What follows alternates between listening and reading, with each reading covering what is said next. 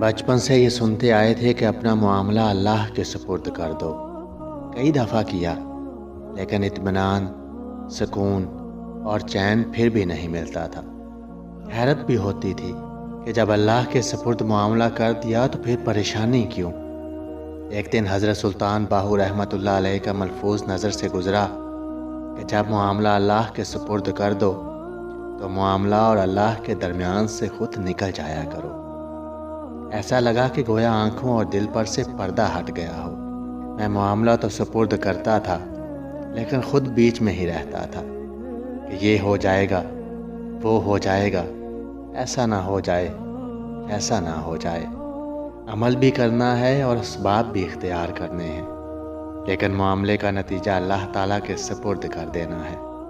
یہی سپردگی اور معاملہ فہمی ہے، اور پھر اس پر راضی ہو جانا ہے۔ ہم اپنی زندگیوں میں ایسا ہی کرتے ہیں، اپنے معاملات اللہ کے سپرد تو کر دیتے ہیں، لیکن خود بیچ میں ہی رہتے ہیں۔ یاد رکھیے، جب اپنے معاملات کو اللہ کے سپرد کر دیجئے تو پھر اللہ پہ چھوڑ دیجئے، خود اس میں سے نکل آئیے۔ اللہ جانے اور اللہ کے کام جانے۔ اللہ آپ کے لیے کبھی بھی مشکل پیدا نہیں کرے گا، وہ بندے کے لیے ہمیشہ آسانیاں پیدا کرتا ہے۔ اور کیا آپ جانتے ہیں کہ دعائیں کیسے قبول ہوتی ہیں؟ تم دعائیں بھی مانگ رہے ہو اور ڈر بھی رہے ہو کہ پتہ نہیں تمہاری دعائیں قبول ہوں گی بھی یا نہیں۔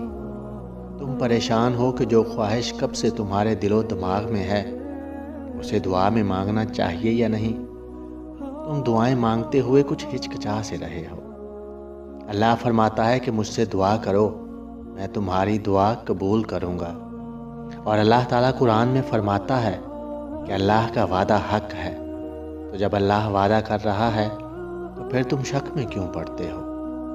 اور پتہ ہے دعا قبول کب ہوتی ہے؟ دعاؤں کے قبول ہونے کی سب سے بڑی نشانی تمہارا اللہ پر یقین ہے۔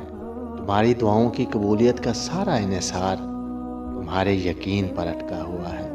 یہاں یقین کامل ہوا، وہاں دعا مقبول ہو گئی۔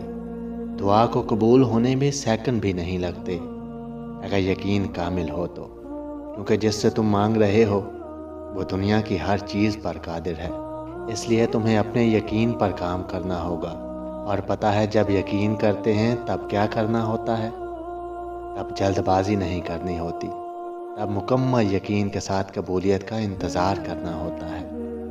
رسول اللہ صلی اللہ تعالیٰ علیہ وآلہ وسلم نے فرمایا، بندے کی دعا تب قبول ہوتی ہے جب تک کہ وہ جلدی نہ کرے کہ کہنے لگے کہ میں نے دعا کی تھی اور میری دعا قبول ہی نہیں ہوئی۔ جب تم پاورفل چیز حاصل کر رہے ہو تو تمہیں شیطان ضرور بہکائے گا، تمہیں تمہارے یقین سے ہٹانے کی کوشش کرے گا، لیکن تمہیں اللہ پر یقین رکھنا ہوگا۔ یقین جانو، اب تمہاری دعا قبول ہونے والی ہے۔ اللہ یقین والوں کے لیے آسانیاں پیدا کرتا ہے۔ اللہ آپ کے لیے بھی آسانیاں پیدا کرے گا۔ اللہ تعالیٰ سے دعا ہے کہ آپ کی تمام دعاؤں کو قبول فرمائے اور آپ کے لیے آسانیاں پیدا فرمائے۔ ویڈیو اچھی لگے تو چینل کو سبسکرائب، ویڈیو کو لائک اور شیئر ضرور کیجیے گا۔ ہمیشہ خوش رہیے اور سلامت رہیے۔